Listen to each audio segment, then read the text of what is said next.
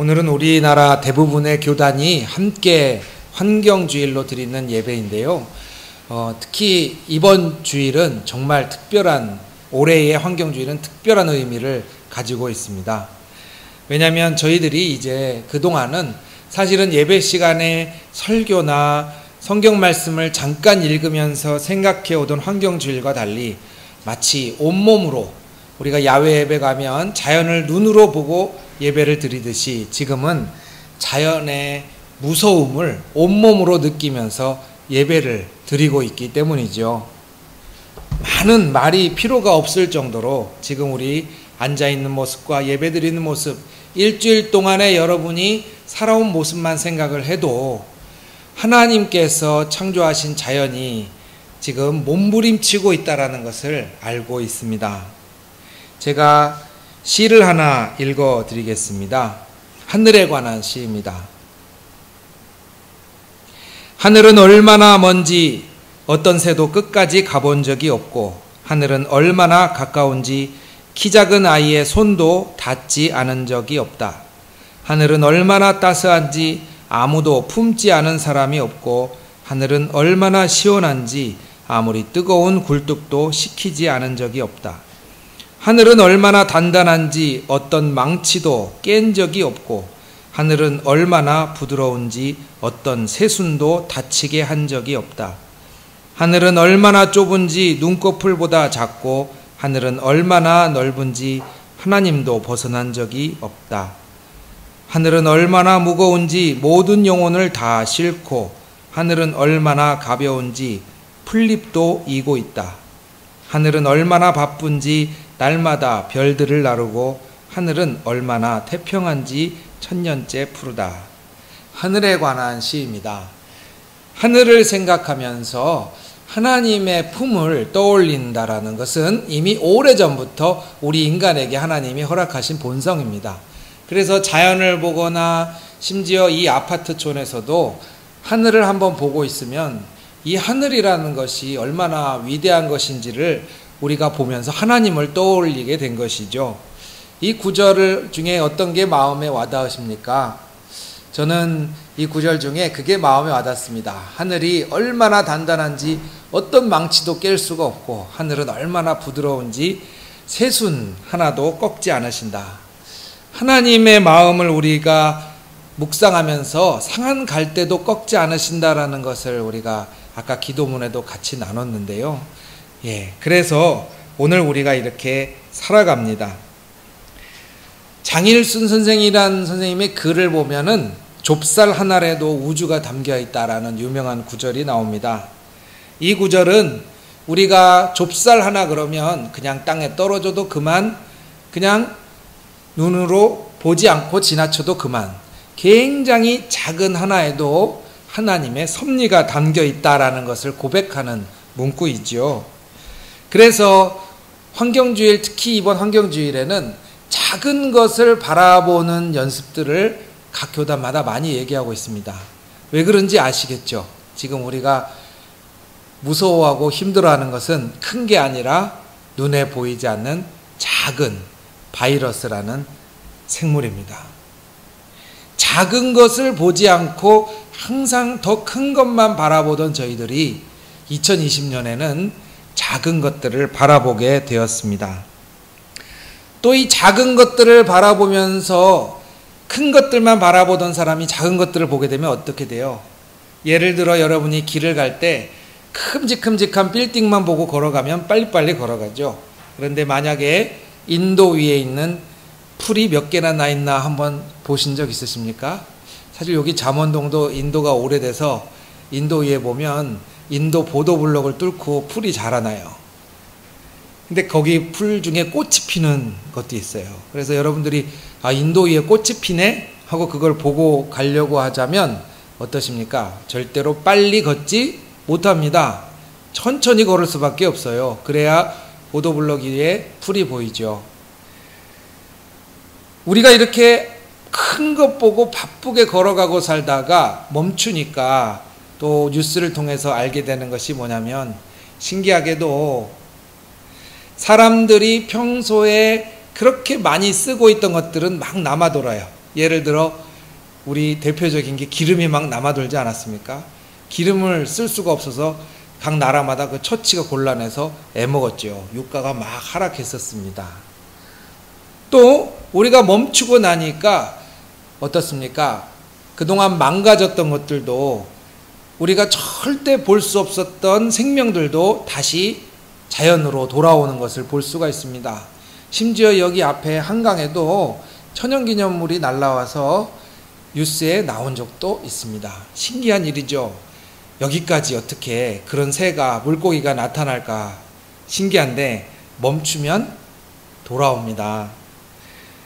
이것을 보면서 여러분들이 하나님을 떠올리실 수 있었으면 좋겠습니다.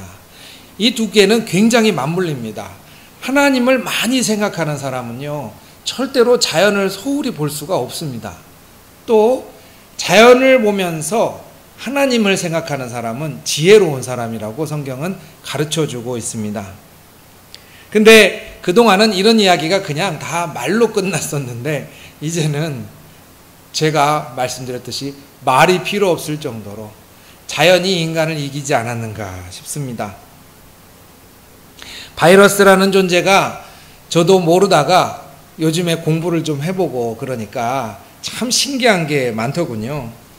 바이러스라는 게 우리 입장에서는 사실 죽을 병을 걸리게 하는 거기 때문에 굉장히 무서운데 사실 사람이 만든 게 아닙니다. 아시지요? 바이러스라는 거는 원래 우리보다 훨씬 오랫동안 이 땅에서 살고 있었어요. 우리보다 훨씬 오랫동안 살고 있고 이 바이러스라는 게 있어야, 균이라는 게 있어야 세상은 또 살기 좋게 돌아갑니다. 몇 개월 전이던가요, 제가 유성택 장로님하고 같이 이야기를 나누다가 제가 하나 배운 게 있습니다. 유성택 장로님 여기 계시니까 좀 쑥스럽기도 하시겠지만 장로님 화학을 공부하셨잖아요. 그래서 그 말씀을 해주시더군요.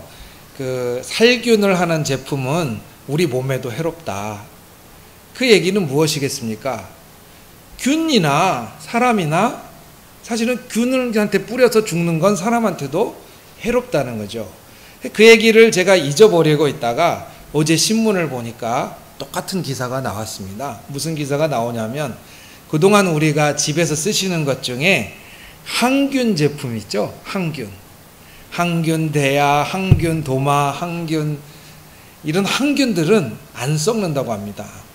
모르고 살았는데 생각해보니까 그렇더라고요. 항균 성분이기 때문에 땅속에 들어가도 균이 닿지가 않겠죠. 그래서 썩지 않는다고 합니다. 우리가 그동안 균들을 참 많이 몰아냈어요. 오시면서 다 손소독제 하셨겠지만 사실 지금뿐만이 아니라 열심히 씻으시고 열심히 소독하시잖아요. 우리가 같이 사는 것보다는 죽이고 몰아내는 생활 방식들을 굉장히 많이 갖고 있습니다. 근데 그러다 보니까 상대적으로 어느 정도는 균을 죽일 수 있으면 괜찮은데 우리가 갖고 있는 이 울타리를 뛰어넘어 들어오는 균이 있으면 속수무책으로 당하게 되는 것이죠. 그게 바로 이 바이러스라는 것입니다. 바이러스는 어떻게 보면 그냥 우리가 살면서 자연스럽게 우리보다 먼저 살고 있던 존재인데 우리는 같이 사는 것보다 울타리를 치고 있다가 이제 울타리를 뛰어넘어 들어오는 바이러스 때문에 꼼짝없이 고생을 하고 있습니다. 스웨덴에 한 소녀가 있는데요. 이 소녀의 이름은 그레타 툰베리라는 소녀입니다. 이 소녀는 세계 기후회의라는 곳에 가서 트럼프 대통령이 기후회의에 탈퇴하고자 하는 성명을 낼 때 그레타 툰베리라는 중학생 소녀는 마구 비판을 했습니다. 뭐라고 비판을 했냐면 어른들은 지금 우리가 살고 있는 세상을 훔쳐서 자기들이 편하게 살고 있다라고 얘기합니다. 생명이 너무 멀게 느껴지신다면 사실은 이 그레타 툰베리의 말도 일리가 있죠. 여러분 집에 손주가 있고 여러분 집에 자녀들이 있지 않습니까? 사실 생각해보면 저도 자녀들을 생각하면서 마음이 아파요. 왜냐하면 저야 어렸을 때 마스크 안 쓰고 뛰어다녔던 기억이 있지만 앞으로 태어날 아이들은 어떻게 보면 마스크를 당연히 쓰고 다녀야 될지 모르기 때문입니다. 그레타 툰베리가 하는 얘기가 바로 그겁니다. 어른들은 자기들이 편하려고 우리 어린이들이 써야 될, 우리 어린이들이 뛰놀아야 할 세상을 미리 훔쳐다가 그것을 자기들이 편하게 망치고 있다. 중학생 소녀가 세계기후회의에서 울분을 토하면서 연설을 할 수밖에 없었던 이유는 무엇일까요?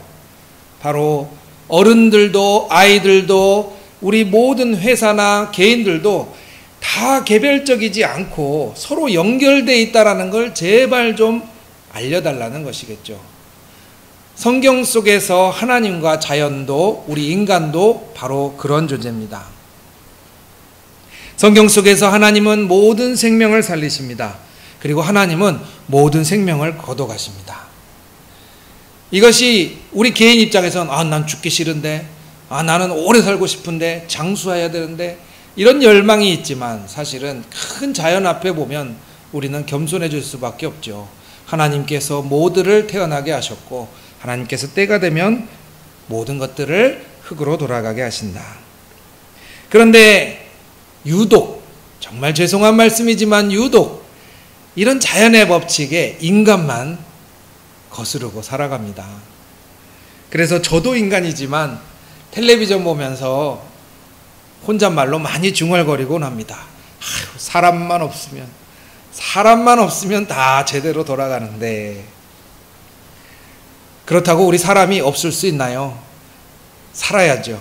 그래서 오늘 성경 속의 예레미야 선지자가 하나님, 왜 이렇게 세상의 생명들이 말라 죽어갑니까? 왜 이렇게 세상의 동식물들과 생명들은 고통받습니까? 라고 하나님께 막 따졌을 때 하나님이 예레미야 선지자에게 가르쳐 주시는 말씀을 오늘 새겨야 될 필요가 있는 겁니다.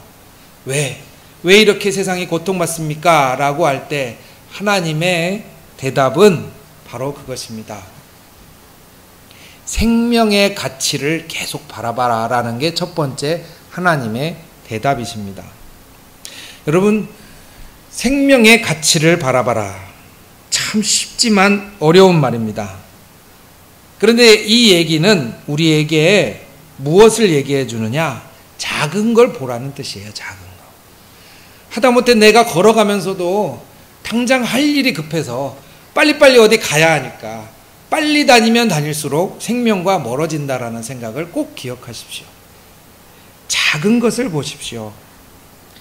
시인 박노해는 시에서 이렇게 썼습니다. 큰 것을 잃어버렸을 때는 작은 것을 살려가십시오.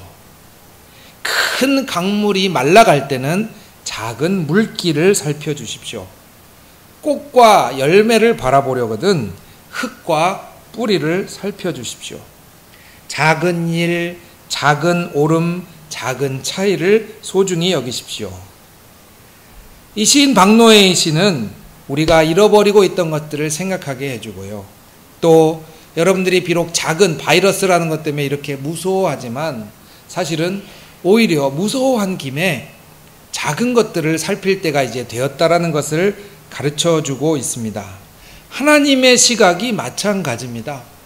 성경 보면서 뭘 배우겠습니까? 하나님의 성품을 배우는 거거든요. 하나님의 성품이 나랑 어떻게 다른지도 보고 닮아갈 건 닮아가시라 하는 게 큰 예배의 배움이겠죠. 여러분, 성경 말씀에 보면 가라지라는 식물이 하나 나옵니다. 가라지. 알곡과 가라지 이야기 한 번쯤 들어보셨죠? 밭에 알곡이 있고 가라지가 있습니다. 근데 알곡과 가라지가 있는데 사람들이 이야기해요. 이 가라지 계속 놔두면 안 됩니다. 알곡 때문에 이 알곡이 자라질 못해요. 뽑아버려야 됩니다. 그랬더니 주인이 신기한 말을 해요. 뭐라고 하는 줄 아세요? 놔둬라.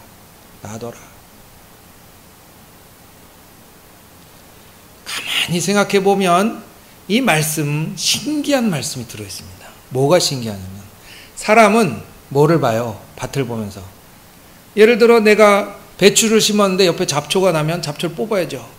왜 뽑아야 돼요? 그럼 배추가 마르죠. 배추가 안 자라면 뭐가 안 돼요? 돈이 안 되잖아요. 돈이 안 되고 먹을 게 안 되니까. 사람의 시각은 거기를 바라봐요. 이게 돈이 되는가? 이게 자라서 나한테 먹을 게 될까? 효용이 있을까? 없을까? 그리고 옆에 자라나는 잡초는 내가 먹지 못하니까 나한테는 해가 된다라고 생각을 하죠. 그래서 사람들은 이야기하는 거예요. 하나님, 이 가치 있고 돈 되는 알곡은 남기고 가라지는 지금 확 뽑아버릴까요? 그런데 하나님의 시각은 어때요? 하나님의 시각은 가라지도 땅에 뿌리 내리고 사는 생명이에요. 그래서 우리가 그 순간에 아차 싶은 거예요. 아차. 저는 바쁘게 살아갈 때는 사실 이 생각하기가 쉽지 않습니다. 농사 짓는 분한테 잡초 뽑지 마세요 그러면 저 아마 혼날 거예요. 그러겠죠? 왜냐하면 농사 짓는 분도 먹고 살아야 되니까. 맞습니다. 맞긴 맞는데, 그래서 하나님께서 이 주일날 이 시간을 허락하신 게 아닐까요? 일주일 내내 돈 버느라고 뭐가 가치 되나 뭐가 나한테 이익인가 보다가 살다가 가만히 생각해 보니까 가라지라는 존재도 자기가 얼마나 아둥바둥하면서 땅에 뿌리를 내리면서 사는지, 그것을 보면서 하나님의 마음을 느낀다라는 것이죠. 내가 가라지만 볼 때는 그래, 하나님은 그렇게 할 수 있는데 나는 그렇게 못해, 쉽게 말할 수 있죠. 근데 어느 순간에 사람이 뒤집어집니까?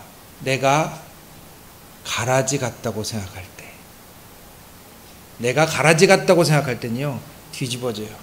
성경에는 그런 얘기가 굉장히 많아요. 누가복음 16장에 또 뭐가 있습니까? 잃은 양 이야기가 나옵니다. 99마리 양 중에 한 마리 양을 잃어버린 목자. 근데 우린 늘 99마리 양이니까 바쁘게 살다가 한 명이 결석하고 한 명이 낙오되고 한 명이 시험에 떨어지고 한 명이 회사에서 잘렸어요. 그러면 아유 어쩔 수 없지, 그치만 나는 빨리 가야지. 이게 원래 우리 모습이죠. 근데 하나님은 굳이 시험에서 떨어진 사람, 회사에서 잘린 사람, 우리 사회에서 도태된 사람, 그 사람을 찾아 나선단 말이에요. 평소에는 몰라요. 근데 어느 순간에 뒤집어져요. 내가 회사 그만두게 되고, 내가 사업에 실패하고, 내가 몸이 아프면 남들의 99마리 안에 못 들게 되면, 그때 하나님 앞에 어때요? 하나님, 나도 좀 살게 해주세요. 내 생명도 99마리 저 사람들 말고 나도 좀 살게 해주세요 하고 기도가 바뀌죠. 성경은 내가 그런 일을 겪기 전에, 내가 남들처럼 잘 살고 있을 때 지혜 있다라는 게 뭐냐면, 내가 늙기 전에, 내가 몸이 아프고 남들보다 못하게 되기 전에, 다 건강하고 이렇게 교회에 오실 수 있을 때, 그때 다른 사람도 살피고 가라지 같은 내 인생을 하나님이 얼마나 이렇게 소중하게 보시는지 느껴보시라는 시각을 우리한테 제공해 줍니다. 여러분, 그래서 어쩌면 이 코로나 바이러스, 작은 것들을 보는 이 시기는 우리에게 굉장히 소중한 시기입니다. 우리는 작기 때문입니다. 사실 우리가 크다고 큰 소리 치지만 작기 때문입니다. 하나님께서 작은 것들을 돌보시는 성품이 있기 때문에 우리가 살고 있는 겁니다. 오늘날 같이 백신도 없고 사실은 방어막이 없잖아요. 기껏 방어막이라고 해봐야 손소독제, 마스크 말고 뭐가 있습니까? 이것도 따지고 보면 빈약하기 짝이 없는 방어막이죠. 그런데 뭘로 살아가요? 하나님이 지켜주시니까 사는 거예요. 이 순간에 거의 무방비 상태에 가깝게 우리가 살고 있는데, 이 상황을 하나님이 지켜주시니까 오늘 이렇게 살고 있습니다. 하나님께서는 그렇게 이 세상에 있는 것들을 다 살피십니다. 다 살피시니까 나도 오늘 살아 있습니다. 여러분들이 그래서 많은 은혜를 받으시기를 바랍니다. 여기서 은혜 받을 게 아니라, 사실은 지난주에 나가라고 말씀드렸죠. 길에 가시면서, 아파트로 돌아가시면서 한번 보세요.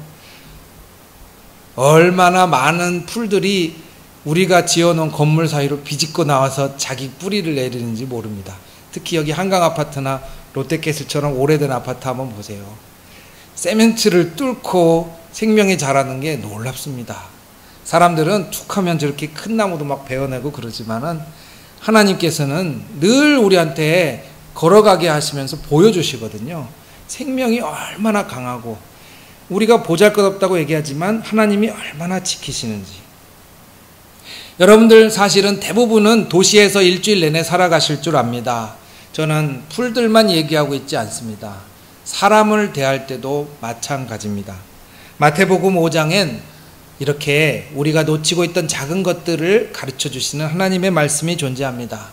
그게 뭐냐면 하나님은 악인과 선인에게 골고루 비를 내리신다라는 구절입니다. 살면서 악인이 누굽니까? 나한테 못해주는 사람이 악인입니다. 선인은 누굽니까? 나한테 잘해주는 사람이 선인입니다. 우리가 보는 시각은 거기까지예요. 근데 어때요? 내가 세상에 저런 나쁜 사람이 있나? 세상에 어떻게 나한테 그렇게 할 수가 있나라고 얘기하는 그 순간에도 하나님은 골고루 비를 내려주세요. 그래서 우리가 좁게 바라보고 있다가 하늘을 보고 있으면 하나님의 성품이 이런 것이구나 하는 것을 알게 됩니다. 그동안 교회도 마찬가지입니다. 이 환경주일에 많은 교단들이 모여서 지금 환경주일 연합 예배를 드리고 있는데요. 그 주제 중에 하나는 뭐냐면 그동안 우리는 너무 인간 중심이라고 생각을 했다라는 거예요.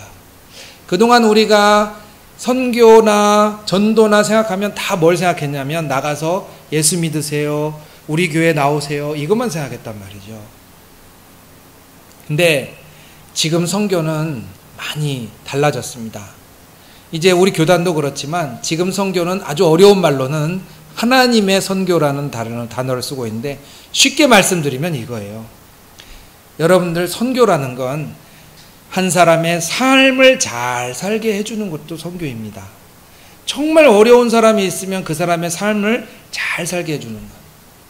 그 사람이 교회만 나오고 삶이 형편없어지면 어때요? 교회 다니는 형편없는 삶이 되는 것이죠. 그래서 지금 우리가 교회들이 이제 와서 반성하는 겁니다. 아, 교회는 진짜 많이 나왔는데 집에 가보고 회사 가보니까 삶이 형편없더라.